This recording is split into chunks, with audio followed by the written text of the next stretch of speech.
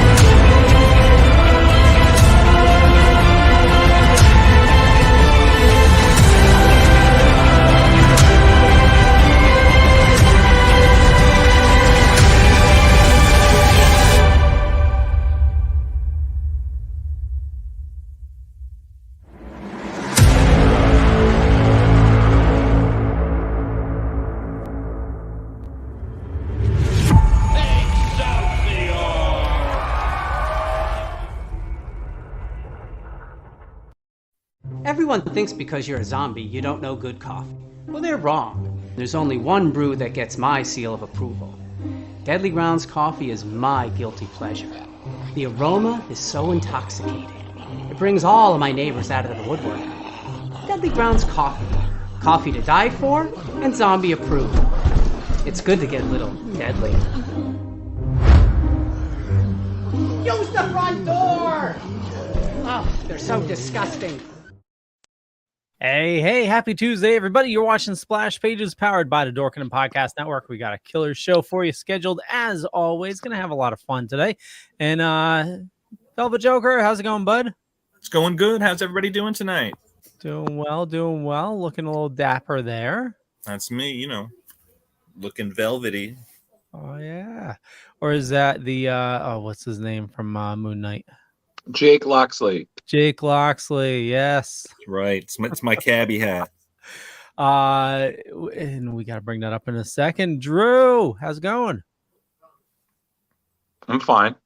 Super Drew. I'm fine. Why else would I be fine? Why would you ask that, Leo? Do you know something? You know something about me that I don't? Do you think this is funny? Is this funny to you? No, it's not funny.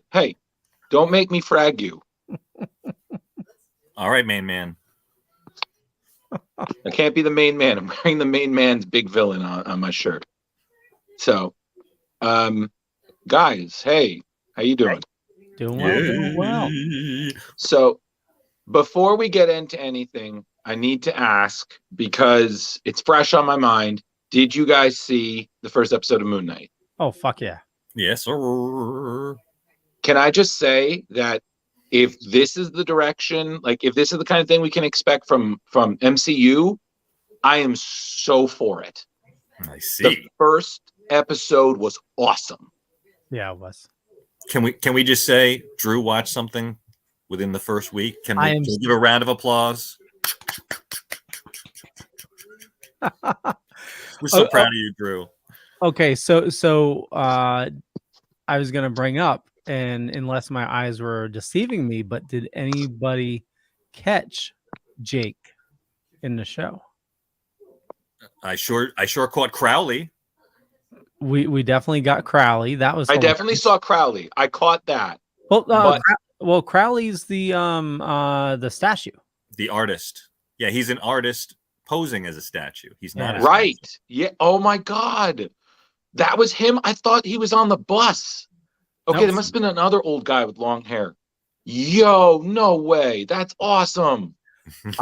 And if you watch very closely, and I know because I watched it a couple times already, when he's talking in the mirror, you do hear a different voice. So you do get all the identities, and one of them is Jake, and you can catch the hat.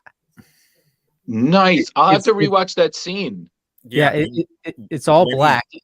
Sorry, Leo. Another thing also I've noticed was when he when he's walking toward the end, when he's walking through the hallway of the excuse me, of the museum, and you see him in the mirror, he keeps walking, but the mirror image stays and turns the other way, which is really cool. Yeah, it is. Well, the thing that I liked is that this to me had a really nice horror theme to it, and personally, I always love it when comic books embrace that sort ofness. I mean, we've seen that in Aquaman, we've seen that in Shazam. That darkness, because both of those directors, James Wan and David S. Goldberg, they worked in horror. One I think was The Conjuring, the other one was Annabelle. So you see that, and it reflects really well. And for Moon Knight, it works because he's scary. I mean, I'm not gonna lie. When I saw Khonshu, rolling up in full glory, I was like, "You look terrifyingly great." It was one of those where other people would have been scared. I'm like, "You look fantastic." Well, that hallway scene, when he's in the elevator and the lights are flashing and everything. It's like beautifully paced. About to leap on him, and then it morphs into the old lady, and he's like towering on the floor. Yeah, it was beautifully paced, and I'm really enjoying how they're doing the different personalities. Like, it's done in a really, honestly, that has to be, I think, the most amusing car chase I've seen since Ant-Man and the Wasp. Oh yeah. Mm-hmm. And I don't know why, but I just really enjoy that Khonshu just keeps referring Steven as an idiot. Yeah. Like, it's just how ridiculous do you have to be that a god is literally calling you a moron? Oh yeah, moron, idiot, worm. Yeah, absolutely. But yeah, honestly, I'm so me and Ange together, we are so looking forward to the next episode, which I believe comes out Thursday. It's 6 episodes. The last one will actually be on a day that's very important to Leo, because that's May the 4th. Oh, so we're gonna be rounding up a Star Wars story soon. Yeah. Exactly. So, but honestly, I just want to say, for anyone watching, I think I can speak for everybody here at Splash Pages when I say, by God, if you have the time, see it. Now, Drew, thank you, Jabo. And actually, Jabo, I posted it in a couple different places. If you're doing it from Splash Pages, it's a private group, so you can't. But if you do it from the Dorkening, you can. So you can. And now you know, everyone. Yeah. Now, guys, I don't know if either of you picked up, and I thought it was interesting when he is talking. Every time he calls his mom, and his mom is never there, I feel like he's just communicating information to Mark. I was actually kind of wondering that because I was like, I don't remember Mark ever having a mom. I mean, again, I'm not the best on Moon Knight lore, but yeah, I was like, I feel like that's something there. Yeah, like Mark set up a voicemail, and that's his way of getting information from his other self. It wouldn't surprise me. What's going on in his world? Can we also just admit that the way that they did, just even though we only saw it briefly, just the brief teaser of the Moon Knight costume looked awesome. Oh, hell yeah. Right. And him beating the crap out of that creature was pretty awesome, even though we were only mostly seeing it from behind. Okay, that's fine, Jabo. May the force be with you. Totally. I've been hearing great things about it. You got to let us know how it is, Jabo. But no, honestly, that is by far one of my favorite first episodes of an MCU show. I have to say, like, just even in the beginning when I saw Ethan Hawke's character is walking around in broken glass. I'm like, oh my God, this is going to be great. Because that just made me cringe. Well, the Egyptian nerd in me had one problem. He keeps referring to Ammit as the god. Anubis was the god that weighed the heart against the feather. Mm-hmm. And Ammit was the destroyer if you were bad. Right. Well, one, it's Marvel. They're allowed to get some things wrong. Two, that could be a miscite on Steven's end, because as knowledgeable as he is, he's still, as you can see, very bumbling and quite easily intimidated by everybody. Mm-hmm. I don't know, but yeah, that's small detail. But again, honestly, I have to say, nerd in me. I apologize. I had to point it out. Now, I've been watching these YouTubers, and they definitely try to make bye, Drew. They try to make these wild assumptions, but a couple things I caught on. Now, Emma is an alligator, right? Yes, the head of an alligator, the body of a hippopotamus. Now, he was wearing alligator sandals, it looked like. Was he? And Mark, when he says goodbye to his mom, is always saying later, Gator. Oh, I did not pick up on that. Yeah. That's pretty cool. Yeah. But yeah, his sandals look like they were made out of alligator. And they had that, the skin. Crocodile skin texture. Interesting. Yeah. Yeah. It could be cool. Just me trying to throw some crazy shit together, but that's what my mind picked up. Your mind tries to, make pieces fit where they don't when you're watching things a couple times. Absolutely. Well, yeah. the character Harrow is not a well-known character. It's a smaller character. I'm not even familiar with it. I've only become familiar with him because of this show. Yeah, he I read that he was only in one issue. Okay, see. But that's the beauty, making something small and more interesting. Yeah, totally.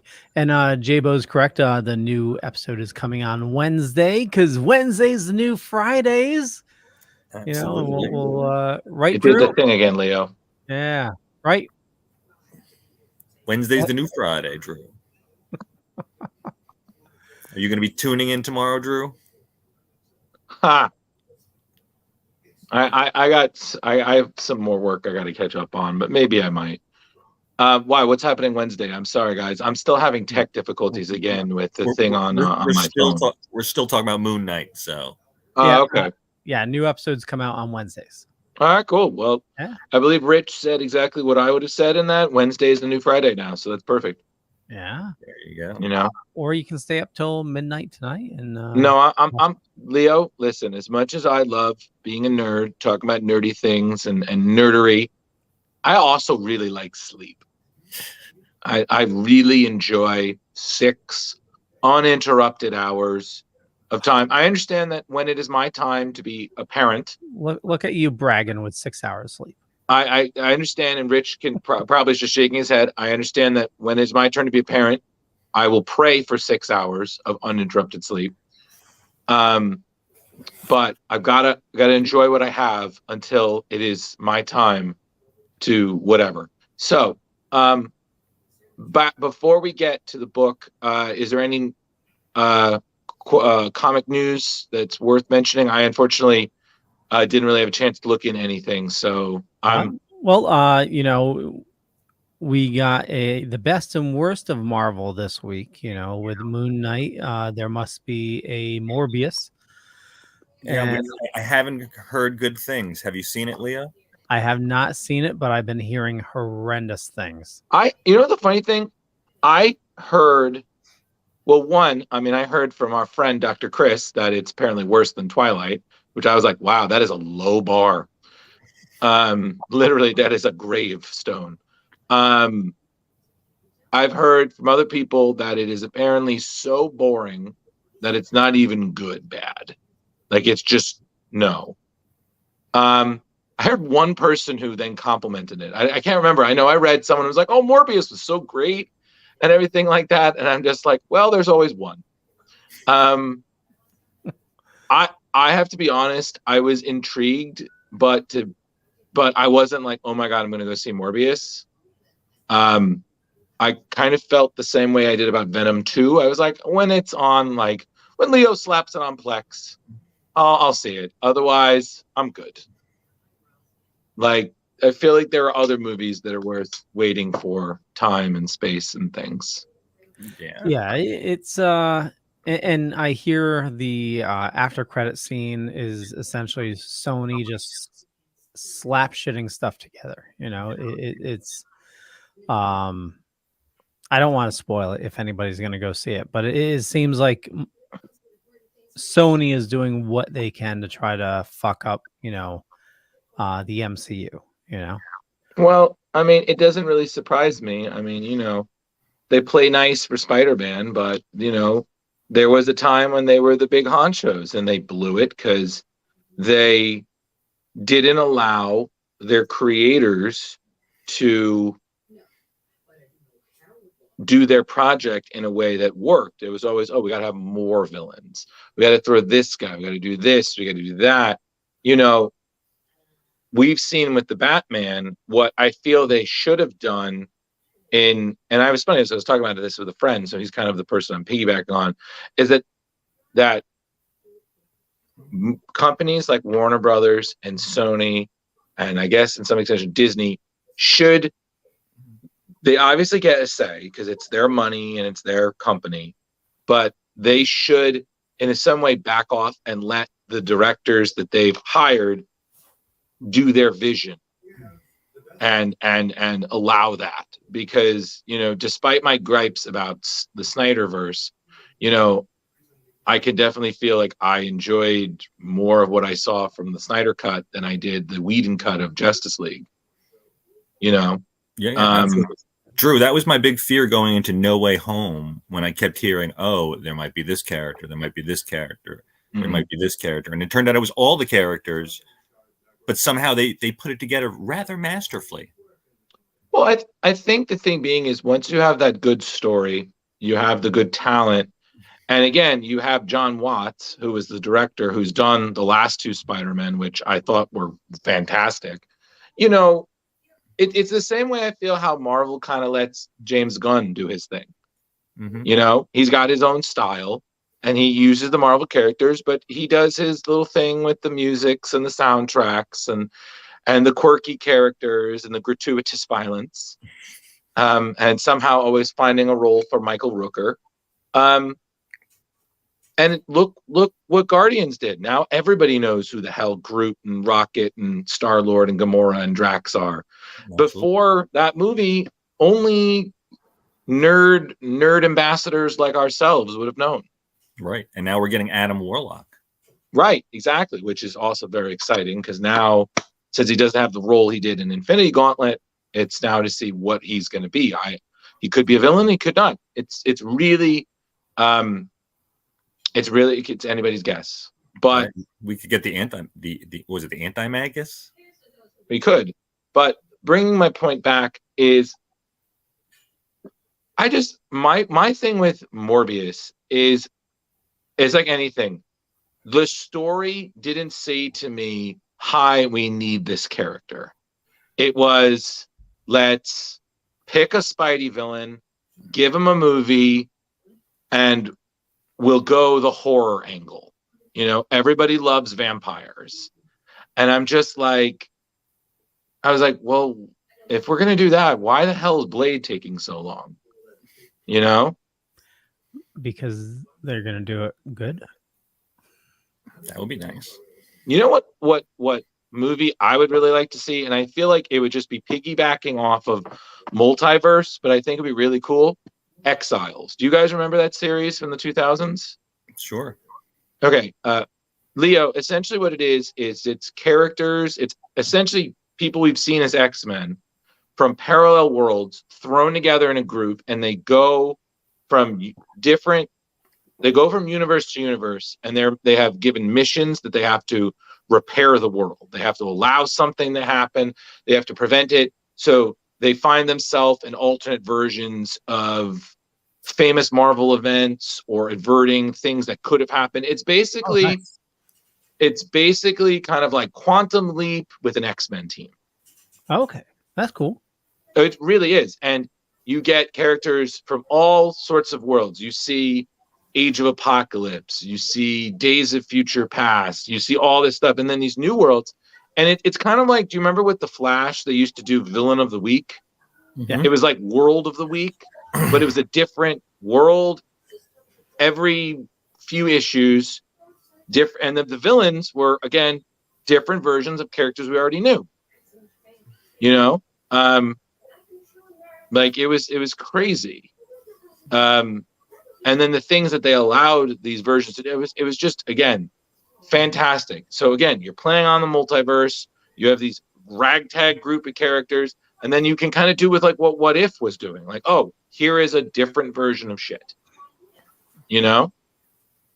So they could be going through like the Fox universe and fixing it. I'm coming back. He's coming back. Yeah. Coming out. While we wait for him, just real quick, Joe St Pierre has his Kickstarter going, and I have a link to it in the show notes. Nice. So if you want to check it out, it's New Zodiacs Aquarius, #1, and he is more than halfway to his goal, which is insane. Awesome. And the first day, that's amazing. Oh, yeah, totally. It's is he saying phase 2 is sold out? Oh wow. So yeah, definitely check it out, and Joe St Pierre joined us last week. Yeah, he was a great guest last week. If you didn't watch that episode, go back, check it out. Totally, yeah. Hi. Hey, Drew. Keep on knocking, but you can't come in. You keep on knocking, but you can't come in. Leo, we've got to go over the technical stuff again. I can't keep popping in and out every 10 minutes. This wasn't a problem before. I don't know why it's a problem now. Yeah. We'll figure it out. Okay, cool. Yeah. Like, it's weird. It's like we'll be talking for like 5 or so, maybe 10 minutes, and then it gets foggy. It's like I can't hear you guys. Oh, I'm sorry to hear that. Hello. Hey, Drew. Have you checked out Young Justice? What, the series? Yeah, there's a 4th season. No, I haven't. One, because again, the list of things I could watch continues to grow exponentially. I heard the 3rd season was so. I heard Phantoms was a little better, and then. Well, I really like what they're doing. They're really they're bringing up LGBTQ. They're bringing PTSD, depression, death, love, marriage, racism. There's a lot of stuff going on this season. And it's real. It's not like, hi, we're just doing this to win points. No, there's a whole storyline. Okay, good. Yeah, absolutely. I mean, I'm sure there's people that'll be like, oh, it's political, but no, they're just addressing things that have never been able to be addressed at that level, going at that target audience of, tweens to the people in their 30s. You would appreciate this, Rich. I realized that after we had talked about it, I never finished reading all of the White Knight related books. Mm-hmm. I picked it up again. Oh my God, that man can do no wrong. Yeah, that's a great story. And I guess right now there's a one shot that's very hot that's selling out all over the place, but I haven't gotten. No, it's not a one shot. It's a series. And yes, it is the White Knight universe version of Batman Beyond. Oh. Okay. Well, there's also Flashpoint going on as well. Flashpoint Beyond.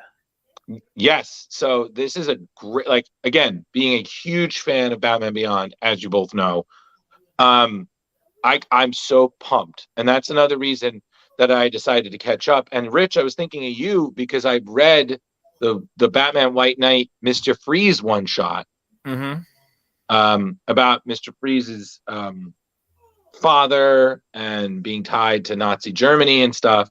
And I thought about what we when we did the episode of Magneto Testament. And I was like, man, this is such, like, again, when comics are done right, they're just so powerful. And it was just fantastic. But I reread White Knight, still great. I read Curse, That was awesome. Holy shit, that was awesome. I read the one shot, and right now I'm almost done with Harley, which, funny enough, I read first, and I really enjoy it. Yeah, and they really craft her.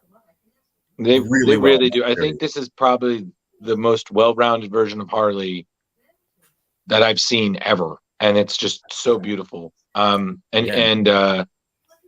Honestly, anybody, please, like I recommend it to one of my best friends. I recommend it to y'all. Sean Murphy's White Knight. Give him more money. Like, allow him to make more, because this guy loves Batman, but he is willing to take Batman in new directions. And I'm like, please do it. Do it. So, have you delved into the new one, Drew? No, I haven't. I'm doing that thing I do where I read all the related stuff. So then when I'm all caught up, I can get all the little references. And I'm sorry, Leo, I cut you off. What were you gonna say? No. I totally get that, and that's definitely the way to do it. I was just gonna add, what I read extra this week. What? I read the wrong series of Lobo. Oh no! Because you put in 1993 in the chat, or somebody did. I somehow I got 1993 version of Lobo, and there is a new series from 1993 that I read 0 through 5. But I did realize today, and I quickly went through issues 1 through 4 of the 1990 series. So now you're even more of an expert. Yeah, but I have to say, even I did enjoy, getting ahead of myself. Did enjoy the 1990 series, but the 1993 series was really good. Well, yeah. So I highly recommend checking out the 1993 series. After tonight. So I will say this though. Did you guys know of Lobo before we read this series, and where? That's what I want to know. I knew of him from the cartoons. And then when you say cartoons, are you talking the Superman animated series? I think it was the animated series, and wasn't he also? Yeah, I think it was the animated series. Yeah, I bought this on the book stand. Yes, we know, Rich. Thank you. You're older. Well, you asked, man. You asked. Well, so because I'm trying to remember where I first met Lobo.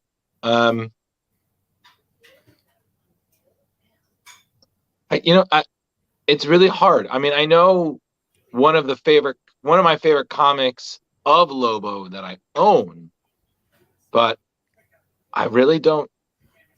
I think my first memory of him was he was in an issue of Jeff Johns's Green Lantern series.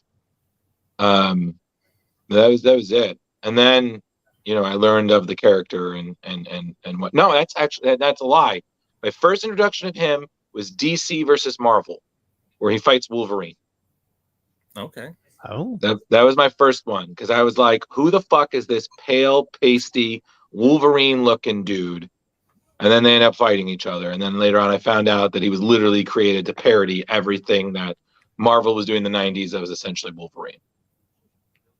Yeah, he was such a weird character. Like, he spoke to dolphins, and he had this insane strength, and his history that he pretty much killed everyone on his planet. But it's this weird code at the same time. Well, again, this series, again, I use as an example to prove that 90s DC was truly something else. And as good as modern comics are, I still feel that there is just a certain amount of freedom and creativity that I feel I don't really see as much in today's comics, at least today's mainstream DC. Like, I feel like they took more chances. Like Lobo, like this is a fucking insane book. Like, yeah, it is. There's really no point for it, but it is just, it completely embraces its absurdity. it does not pretend that its hero is a good person. He is not. He is a horrible genocidal maniac. But God, you're rooting for him. But I did want to see the fight funny thing between is him and Vox, where he lost. I think my thing being is that this took place in the future because he's dealing with the Legion, and it's so weird, man. Like especially when I found out who his prisoner was, I was like, I can't. He didn't kill her though. He did. He kept. Well, we're not going to spoil anything, but he did keep his word for the most part. His word, absolutely. Yeah. The old lady appendages. It's funny because I don't know what you keep token, bro. I don't know which story I liked the best. They all just kind of were one gigantic slaughterhouse to me. But I do know I pretty much enjoyed the one character who I'm fairly certain was a parody of Montgomery Scott in Star Trek. And who do you think that is? It's when Vril is talking to super obese, constantly eating guy in Legion. The entire time I was like, this has got to be a Scotty joke. Because the guy is just talking about, teleporting and shit. And I'm just like, yeah, this is the worst parody of Scotty I've seen like ever.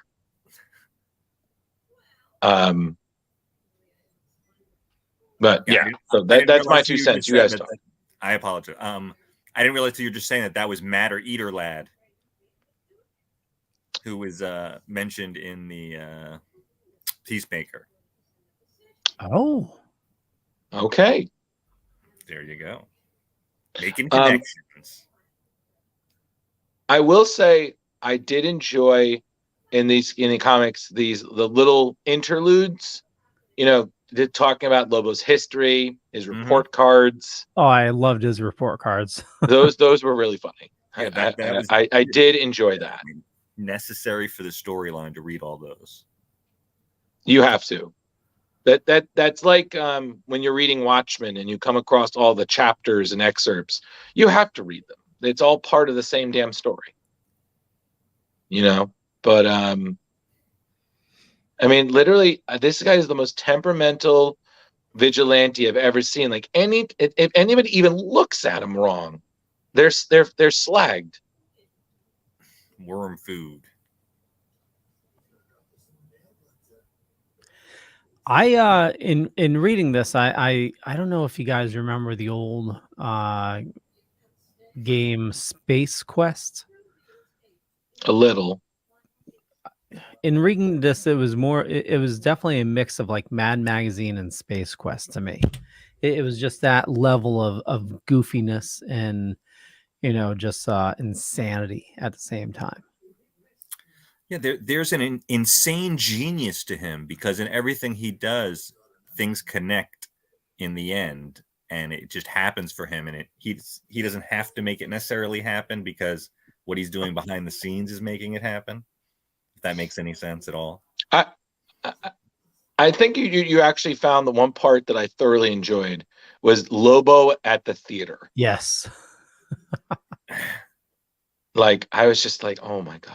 Not only the theater, the ballet. Yes, exactly. Ballet, which was taken over by what appears to be extremely misguided terrorists, who, of course, Lobo has to kill. And everybody still thinks it's part of the show. It kind of reminded me of, if you guys remember reading Batman Hush, when Batman interrupts Harley Quinn robbing the opera. Right. And Catwoman intervenes. She gets injured. He catches her, and the people at the opera think it's part of the show. Like this moment right here, I'm just like, oh, there's a ton of dead bodies. The people are clapping, and he's carrying his prisoner away, who does not shut up the entire issue. Correction, the entire series. He's like a juggalo on steroids, basically. And it's also interesting because Lobo has gone through so much transformation over the time. I mean, at one point, I remember there was a kid version of him who was trying to be good. I think he was like he was like a kid Lobo, a Kobo. Okay, so the series that I read, 1993, issue 0, right?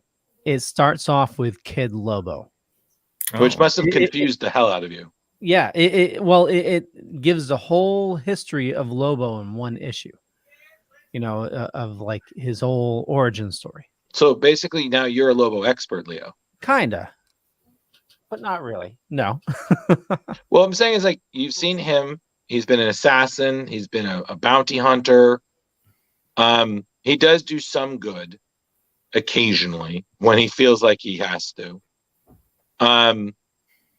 He always pops up in random comics. Like I have an issue of Hitman that he ended up showing up and getting into trouble for. And then famously, or actually more infamously, in the New 52, they remade him, and they made him this Cisnarian pretty boy, and of course fans hated it. They were like, "I want my Lobo hairy and covered in chains and chomping a cigar." I think he ended up like that Lobo came back and killed his New 52 self. It's pretty random, but the character, yeah. See, here you go. Like, I'm sorry, like the Matter Eater lad. Like, yeah, I'm sorry that I just see Scotty.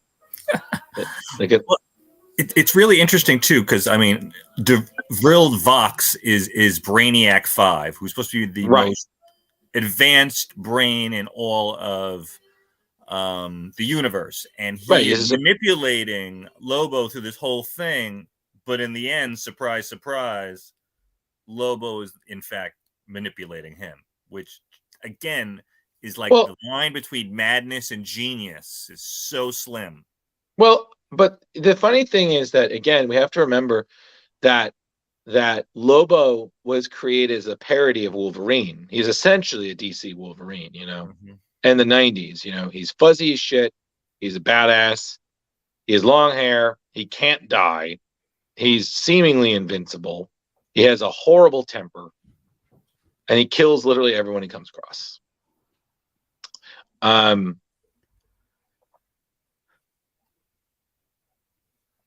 I just lost my train of thought. Cool. You guys talk. I just real quick, my favorite part was when he was going on vacation, and he says, you know, anybody still here in 5 hours is going to be dead. And everybody is killing themselves to leave. Yeah. And then he's just sitting there sipping drinks, and he's like, "Wow, I did need this vacation." I'm like, "Boy, you're a genius." Well, now I remember my point. So the point being is that just like with Wolverine, a lot of people underestimate him. They just think he's just a mindless brute, you know. But Lobo is actually pretty smart. I also must say, I'm sorry. Another best part, I have never seen a superhuman spelling bee.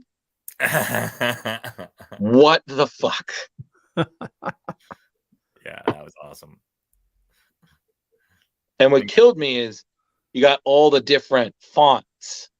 You know, you got that super elegant spelling bee. I was like, I can't. This book is just like, I feel like, Leo, I feel like I have to take some of Jeremy's brownies to unlock the hidden meanings of Lobo. Just, I need to be baked out of my mind. Yeah, because like you said before, DC was taking more chances back then. They were having more fun. They were being comedic. Well, you know, they had Keith Giffen, who, you know, I mean, this is the guy who helped create Ambush Bug. So you know he's got a sense of humor. He also created Booster Gold with you know, he co-created that. So he, you know, his sense of humor shows. And I just think that, you know, again, like, he was just like, let's make fun of this trend and create this ridiculous character. And like all ridiculous characters, he found a fan base, and that's why he's still part of DC as we speak. Yeah, absolutely. Even as of, I think, what was it, 2 years ago when they did Krypton, in the last season of that, they actually had Lobo, and it was actually really well done. Yeah, I forgot they had Lobo on that. Yeah, it was pretty cool. I was excited for the next season, and then they canceled it. I was like, oh, yeah. I was like, I got on board the last season, and then they killed it. Well, and it's funny because Lobo has been a bit more prominent the last couple of years. I mean, he was on Krypton. Yep, we were just talking about that when you bounced out. Absolutely, right. And then he was also in that Superman movie, Man of Tomorrow. Which I did not see because that one didn't really jump out at me. But it's always amusing because he would always come back. And I seem to recall recently he have like a Black Label book. I think it was like him versus Superman. I think Tim Seeley. Yeah, it's actually ongoing right now. Right. And it's Lobo versus Superman, right? Yep. And it's an oversized book as well. It's pretty decent. Interesting. Right. But again, he's always matching up with Superman because Lobo is one of the few people who actually could take a hit from Superman and also give one back. Yeah, he's Omega level for sure. Oh, 100%. But I'm sorry, Lobo playing the drums was hilarious.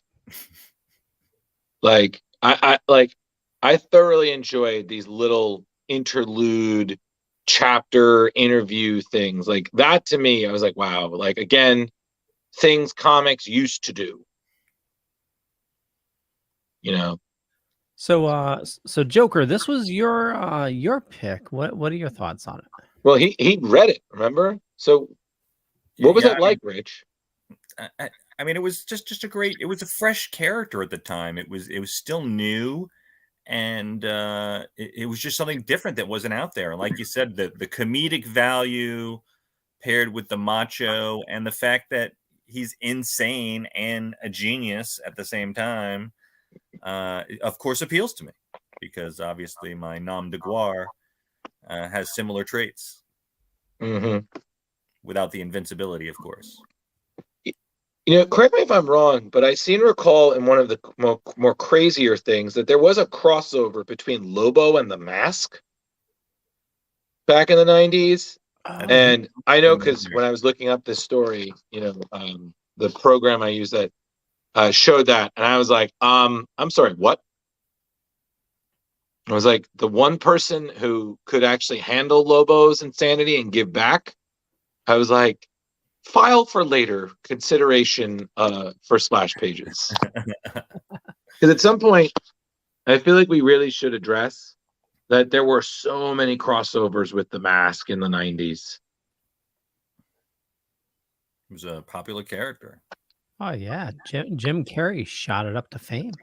He did, but I feel like what I would love to do, because I've never read it, but I would love to, we should read that and then watch The Mask and note the similarities. I've watched it not too long ago. It's a really funny movie. You know what? Honestly, I did that with some friends early this year. It still holds up. Well, anything Jim Carrey does, it still holds up. Well, I think the best thing is that for me, myself, and Irene. Well, yes, but I think, Leo, the thing to note about The Mask is a lot of people. I mean, when I was a kid, I didn't even know there was a comic. I didn't find out till years later. Yeah, same here. And then when you read the comic, like I've read some of it, you're like, wow, this is a dark book. Like in the movie, he's more playful. In the comic, he's killing people. You're like, wow. And each time it's each person who wears the mask, it's a different thing. They go a lot more into that in the comic. So, maybe Joker, add that to your list. Yeah, maybe we start that as a regular series, like maybe like once a month we do comic versus movie. We pick like a comic with that or every other month. Yeah, we rotate it. Yeah. Because there's a lot, and that would be interesting. And we could always maybe if we want to tie that into a guest, whether it's a cosplay guest or a comic guest or whatnot, kind of like what we did with Joe St Pierre. Yep. Like that, him being a fan really made us reviewing that Moon Knight story that much better. It's hashtag, if you don't know what we're talking about, watch the last episode. Yeah. Hey guys, it just popped in my head. Do you guys think last week's The Slap, has that damaged the Men in Black franchise? Will you watch that movie differently now? Actually, just real quick, Angelo says, what's crazy about the Mask movie is they have jokes from darker comic in the movie, but plays up for yucks. Just want to make sure we got that in. As of the slap heard around the world, it's crazy, but I don't think. I mean, there will definitely be a lull in like new Will Smith movies, but but my question is, has it damaged the Men in Black franchise? I don't think so. No. Honestly, I think the last movie damaged the franchise. Yeah, that's pretty accurate. With all due respect to Thor and Valkyrie, aka Chris Hemsworth and Tessa Thompson. Honestly, listen, enough people have talked about it, and I think there's really nothing more we could say that other people haven't analyzed and criticized and hypothesized and thized.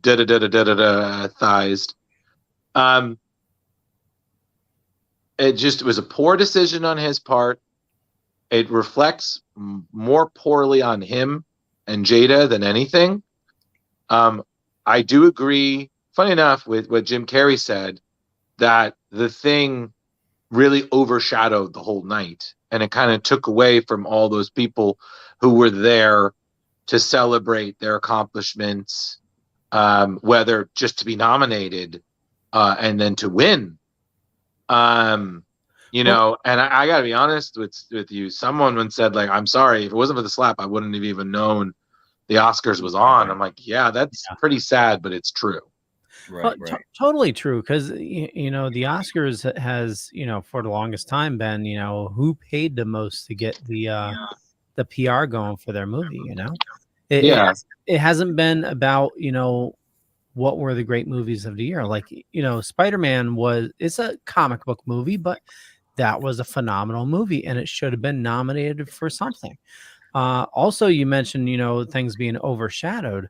Apparently, Samuel Jackson got a Lifetime Achievement Award, and that wasn't even on TV. They did like some tour instead, but it was like off screen. He was given the award. Yeah, and there was a big Liza Minnelli presentation, I guess, with Lady Gaga that didn't really get shined on, and then Questlove also blown over too. There was a tribute to Ivan Reitman that Bill did. No way. Yes, which he spoke. Kind of like, remember when he did that brief tribute to Harold Ramis? Yeah. He also spoke, which was good, but they handled that a little odd. Like, Leo, if you see it, you'll kind of understand what I mean by that. If you look it up, I'm sure you can find it online. But yeah, honestly, the thing with the slap is, again, I agree with what Daniel Radcliffe said about it. There's really no point analyzing it. I'm kind of over it. And it's horrible because, you know what I mean? Like, it really was a small, like, you think of someone slapping somebody, it's like someone getting punched. Like, yes, it's a shocker for a night or so, but then people get over it. It's just, again, this was seen on national television. Oh, yeah, and it's been talked to death. I didn't want to talk it to death either, Drew. I just... Oh, no, I know. I didn't. But I'm just saying... I just thought, actually, I don't know if you saw the words of Kareem Abdul-Jabbar. You can look that up. It's too much for me to discuss, but I thought he just did it. He spoke about it brilliantly. Oh, he did. And I've seen some of that. But again, my point being is it happened I agree there should be consequences. I don't think that he should lose his Oscar for it. You know, I'm glad he realized that he needs to kind of work on himself and kind of take a hard look at his anger and maybe his marriage. Yeah, it's definitely revealing of some sort of toxic relationship there, you know? Yeah, you know, and to be quite honest, I think I to be honest with you, I made the joke. I was like, watch, sales of G.I. Jane probably went up too because of that.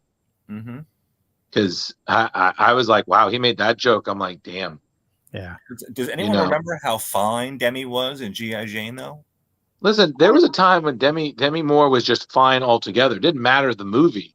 Few Good Men, Striptease, Scarlet Letter. She was ripped back then. Woof. G.I. Jane. Like, she was the hot girl, you know, correction, hot woman of the 90s, right? That was 90s? Is that 90s, 80s? Yeah, 90s. 90s, yeah. Right, the 90s. Just, you know? Just real quick, Angelo says it's a bit self-indulgent, isn't it? A bunch of wealthy folks come together to pat themselves on the back for doing their jobs while also denouncing the work in the industry, like treating animation as a joke. Well, interestingly enough, Angelo, that's sort of kind of the point of the comedic end of it. That's why a comedian has always sort of rousted everyone because of that fact. You know, that's Chris Rock has done it successfully for many years. I can't think of the guy that did it last year that totally roasted the hell out of everyone. I can see his face, but his name is escaping me. Although, can we just say that the one thing that made the entire experience perfect was all the memes. The memes were so good. Oh yeah, the Thanos meme. Like, honestly, I must say, I was so pumped to see that Andrew Garfield one, where it was the meme of him. Looks like he's texting and he's like asking the other Peters if Will slapped Chris Rock in their universe too. I'm like, I can't. That was pretty great. I will admit. But, you know, hey, it's a form of entertainment, and at the same time, we are a nerd show, but we are also aware that there's a war going on in Ukraine and people are dying. But, you know, Rich, let's serious things. But again, this is a nerd-based show, so we're just making. Yeah, let's just say that we talked about it, we put in our 2 cents, and then we move on. Thank you, Ricky Gervais. Thank you, Angelo. Thank you for. Man, Ricky went in. Yeah, he went in hard. But you know what? Honestly, sometimes. Gonna be honest with you, you need that. You need that person to kind of set everybody straight. Be like, listen, no matter how much you all do it, you're all still assholes. Absolutely. You know. But there you go, and there's our sublimation on the slap. Indeed. Slap. Or as our friend Kevin Borchardt put it, well, Slapsgiving came early. I'm like, God damn. Slapsgiving, that is awesome. So back to Lobo. I gotta say, 4 issues. Honestly, if they had made it any longer, I would have called it a waste. This was properly contained. I want to be honest. I think if it was made today, this series would have been 6 issues, and 2 issues of it would have just been filler crap. Possibly 6 issues. It would have been a 20-issue like crossover series. Oh my God. Lobo's War. Oh my God. You know, I really do think that something that Marvel and DC need to kind of bring back is the self-contained storylines. Like, I feel like everything is like I remember, what was it? Star Wars, War of the Bounty Hunter, like 28 tie-ins. I'm like, nobody is going to buy this. And I was so wrong because Leo bought it. Wait. That must be Junior Lobo that you were saying. Yeah. Oh, look at little Lobo. So I'm sorry. I was pulling this up when you cracked on me. What did I buy? No, I was just making fun that like things like a lot of X titles, and then like I remember Star Wars had that War of Bounty Hunters. Yes. there was like 28 tie-in issues, and I was like, who is gonna buy this? And then they pulled a Field of Dreams on me. They were like, if we write it, they will come. And lo and behold, Leo, they did. Oh yeah. I haven't finished reading it, but I think I stopped halfway through. Leo, when are you going to tap back into Sophia? We missed Sophia in the timeline. I know. Well, actually, that's the reason why I picked up a new computer. My computer's been going a little bit slow with the video editing. So the new computer, you know, how short those were, like 2 minutes. Yep. They would take me 5 to 6 hours to put together. Oh my God. Oh yeah. What? Yeah. So that's insanicus. I know. So that's why I got a new computer. It's sitting right over there. Exciting. Yeah. So once new I get toys. I know. So getting that'll help me with the video editing. Nice. Yeah. All right. So what about, are we crowbarring this Bastich? Absolutely. Rich, you this is your baby, so we'll have you start. I'm gonna go with a 4.5 because I just felt it was a strong story with great comedic value, and if you really read it through, it was much deeper than what you thought it was. Okay. I'm going to agree with part of that. I'm going to say I give it a 4. I thoroughly enjoyed it. It wasn't perfect to me, but you know what? There is a twisted, wonderful beauty underneath all of that frag. So, frag on. I'm going to give the 1990 series a 4 and the 93 series a 4.5. It definitely gave me the warm and fuzzies inside, just that type of humor and total space, bizarreness that just, definitely reeked of the 90s. I'm sure Lobo's, just as crazy now, but reading something back from the 90s definitely reminded me of like I mentioned, the Space Quest games, that same type of humor, and Angelo says, I can honestly talk about Lobo as a fan of the character. The 1993 series is so good. There's a great issue where Lobo makes fun of Liefeld. I think it's around issue 15. Yes, I can only imagine how he makes fun of him. Hey, look, everybody, I have feet. Look at how well drawn they are.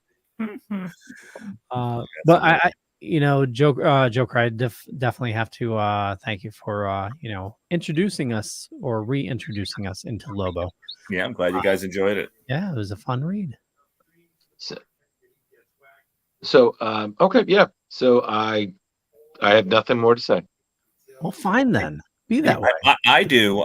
Did anybody hear that Disney Plus, I don't know if it's confirmed or not, or if it's just a rumor, that they did greenlight a 4th season of Daredevil?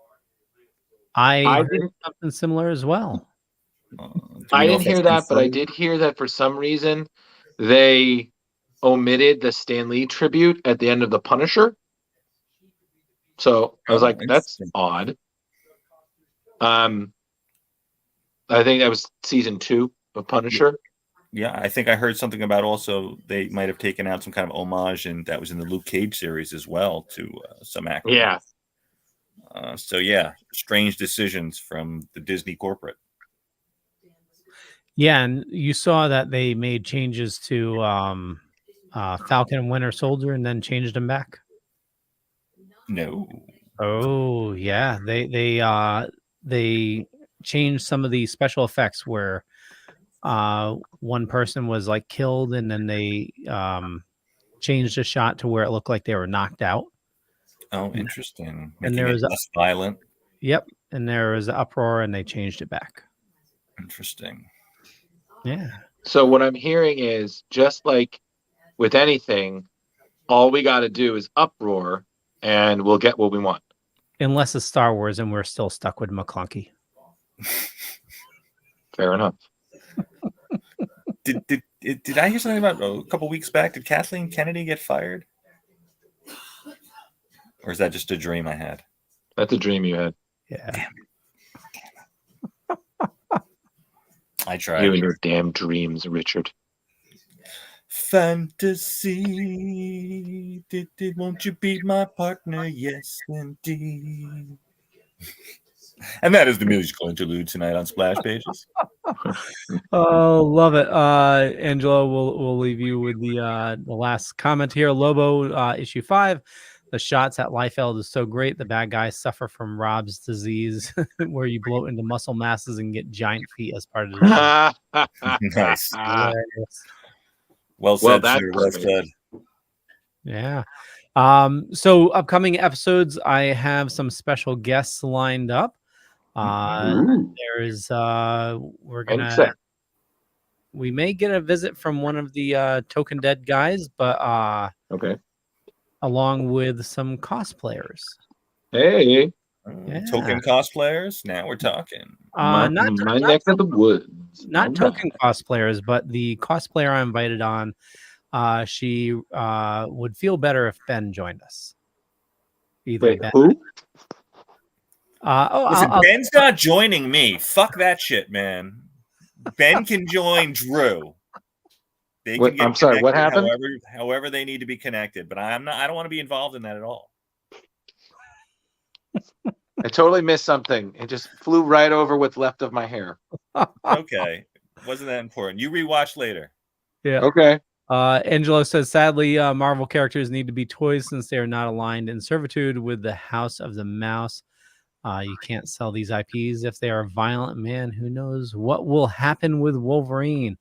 You know, I think we're getting Deadpool in the House of the Mouse. So, you know, and Leo, tell your cosplayer to relax. Between me and Drew, we have over 40 years of cosplay experience. There's nothing that we haven't seen. Okay. We have seen some shit that has turned people white. Wait a second. Yes, has made hairlines recede. Yeah. You know what? I'm talking about myself, bro. Why do you think I'm wearing a hat? You know, just like with my partner, this is why I don't put these things out, because then you guys take it and run a goddamn marathon with it. So you know what? Leo, roll the credits. Okay, well, you guys stay on, and I'll tell you about the cosplayers. But everybody else, we're gonna hang up. So I want to thank everybody for watching. Definitely check the show notes up above or down below, depending on where you're watching or listening to us. Joe St Pierre has his Kickstarter going on right now, and like we mentioned, he's over half his. He launched it today, and he has almost, or actually over half his allotment that he's looking for. I believe the first phase is already sold out. So if you don't know Joe St Pierre, check out last week's episode. You know him from Spider-Man, Venom. I think he holds the record for the most Spider-Man covers done. Absolutely awesome artist. Show notes and Drew. Oh, I'm Drew. I do things. I'm on Facebook. I'm on Instagram. Spider-Man 1984. You'll hear it again. I do a lot of things for Screen Rant. I do a lot of things here. I'm here. I'm there. I'm everywhere. I'm tired. We'll talk. Here I be every Tuesday on our award-winning show here, Splash Pages, a comic book club. And you can also find me, you can look me up, Leo at Leo Pond. Some stories may be true, some stories maybe not, but you don't know. You don't know. Could be true, could be not.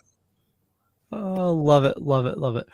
Okay, you guys catch you later. Bye. You're both curmudgeons.